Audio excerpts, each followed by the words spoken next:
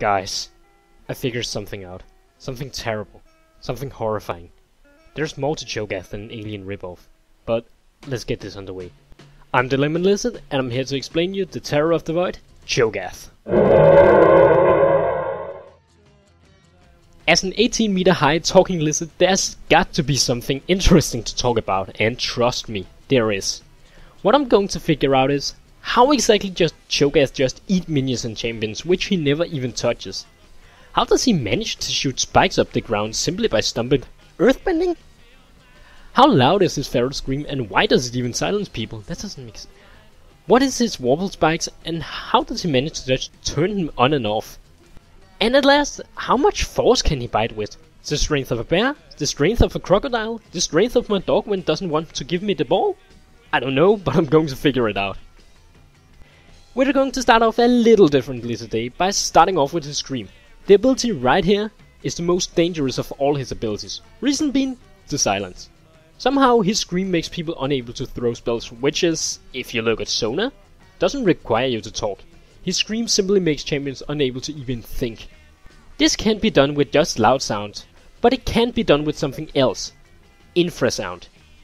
As a quick summary, the human ear can hear sounds ranging from about 20 to 20,000 Hz, but anything lower than these 20 Hz is called infrasound. The thing is, Hertz isn't how loud the sound is, just how the sound waves looks. This means that even a thunderstorm, if it was under 20 Hz, would be completely silent. You wouldn't be able to hear it, but the thing is, your body would be able to feel it.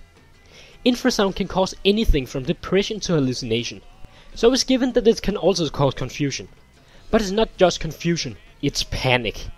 You know when you get a shock from a high sound, you instantly focus on what gave you the shock? Well, with this, your body still gets the shock, but doesn't know where to focus, so your brain itself, unknown to the body, gets confused.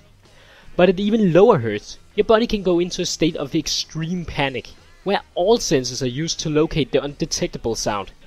This is where one loses the ability to think clearly, and in some cases even sit up, for no visible reason. It's like blocking the Wi-Fi in the brain, with sound! Anyway, infrasound never really does any visible damage or external damage. For that, we'll have to go up in volume, to the extreme. And no, we don't need to go up in hertz, fuck that. To be able to cut human skin, sound has to be at the very least 140 decibels high. Decibels is the actual volume of stuff, none of that witch doctor crap that infrasound is.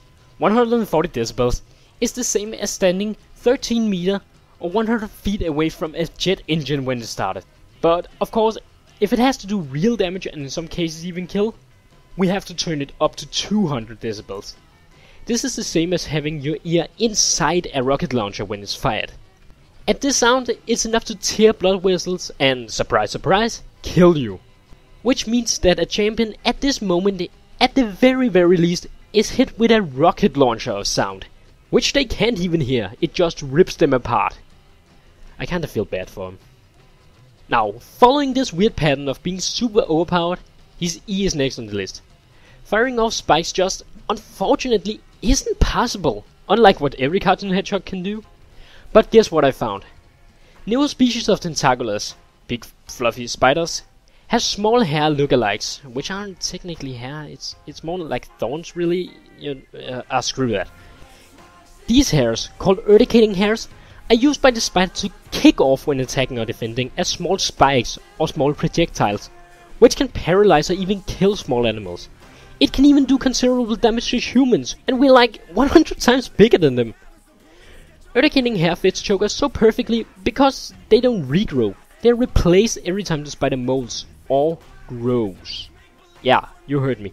The only champion in this game that visibly grows is the one that has a weapon that specifically requires growth. Zack doesn't really count, he's more like a blob, really? Yeah. It's also noteworthy to say that urticating hair, while poisonous, can't do any real internal damage, only external. So, that explains the flat magic damage it does.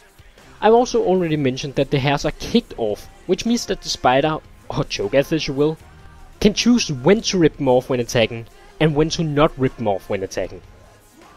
Right, next up on the list is his ultimate, Feast. You know, for an ability that can do over 1000 true damage, this is weirdly enough his least impressive ability. I want to figure out how strong his bite actually is. But first off, let's take a look at Cho'gath, shall we? Okay, as we can see, he's clearly more like a reptile than a marble, so we are going to use the best possible example out there. This saltwater crocodile, which has a bite of 7,700 psi, which is, coincidentally, the strongest bite in the world by far. Anyways, 7,700 psi is extremely much. But let's be honest, no one actually knows what it is. I don't even know how much that is, and I'm making this video. So let's convert that into something we actually understand. Seeing as 1 psi is equal to 703.06 kilograms per square meter, 7,700 psi is equal to 5.4 million kilograms on 1 square meter, or nearly 6,000 ton. That's 1,500 elephants on top of each other on 1 square meter. Anyway, just to kinda get a feel about what psi actually is, let's take a couple of examples. A perfectly pumped football stands at 10.5 psi, which means that it's pushing outward with 7.4 thousand kilos of power. Science, everyone! Going up a little, if you hold a rocket close to you, it explodes with between 100 and 200 psi, or 70 to 140,000 kilograms of power flying directly out of it. Going up again, because I have very short attention span, 1 meter of solid concrete breaks at 3,000 psi, or 2.1 million kilograms of force. You kinda get what's a lot and what's not a lot of psi. But that jaw power belongs to a crocodile, a real gosh darn animal. In Cho'gath's case, he's much bigger. Therefore, first off, we'll need a scale between those two. More specifically, the size of their mouth. And for that, we need a height comparison. A full-grown crocodile is around 1 meter high, and with its mouth open, it's around 1.5 meter high from bottom to top jaw. But in Cho'gath's case, it's a little more. Anyway, let's calculate. The Cho'gath, being 16.76 meters high at best, makes 1 pixel 3.83 centimeters. His mouth is 99 pixels, bada bim bada boom. Cho'gath has a mouth that's 3.8 meters big. Then we divide it by the crocodile's mouth to get how many times it's bigger, which turns out to be 2.52 times. So if we have 2.52 times the crocodile's bite strength, we have 19,400 psi, which means that Cho'gath eats someone with 13.6 million kilos of force. Fun fact, that's the same as putting one of these on 1 square meter. Fun fact number 2, 13 million kilos of heroin cost $1 trillion according to 6 different websites. So there you have it, everyone. His least impressive ability, and he can crush you with the strength of a super tanker. Now, going all the way back to his passive, who would have known that his most boring ability would turn out to be the most interesting and the most horrifying? As the name suggests, Cho'gath is a carnivore. A carnivore is something that lives almost or just entirely off of meat. It's also possible to be a herbivore, which means that something only eats plants, or an omnivore that eats everything just like humans. The largest living carnivore in the world is the brown bear at 2 meters and 900 kilograms. But Cho'gath, of course, breaks any records, being 8 times bigger than the biggest carnivore since the dinosaurs. If not a meteor falls, I'm blaming Cho'gath.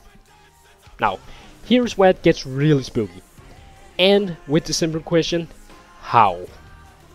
Unlike what his passive indicates, Cho'gath never actually eats the minion, he simply just kills them. So how? The answer? Something is underground. Something is under Cho'gath and helps him eat everything he kills. Does this sound unbelievable? Well, the evidence is within his Q. His Q makes him stomp the ground, and for some reason or another, Spike just shoots out of the ground, which also makes him sink back into the ground again, meaning that whatever made him pop out of the ground is now gone from underneath him. And let's not pretend this is a long shot, just look at Rick's eye. Cho'gath might as well have a smaller version of her underneath him. Who knows? This is commonly known as symbiotic mutualism, where 2 species help each other in some way or another. Just like how bees and flowers, or clownfish and anemones help each other in the real world. This is great strategy since the monster helps Cho'gath get food and nutrients in return for its own protection and a share of the food. Seriously, would you like to dig a hole under Cho'gath to check? I don't know exactly what creature helps Cho'gath, but remember, when you're laying against Cho'gath, you aren't laying against one enemy, you're laying against 2. In the end, to summarize, Cho'gath's W is a sound bazooka with the ability to tear the body and melt the brain. His E is actually poisonous thorns, which grows out of him. His ultimate makes him eat with the strength of a ship that's being dropped down. And lastly, his passive NQ hints that something is underground. That something is underground and is helping Cho'gath. This, everyone, might be a theory, but it might also be true. So goodbye, until next time.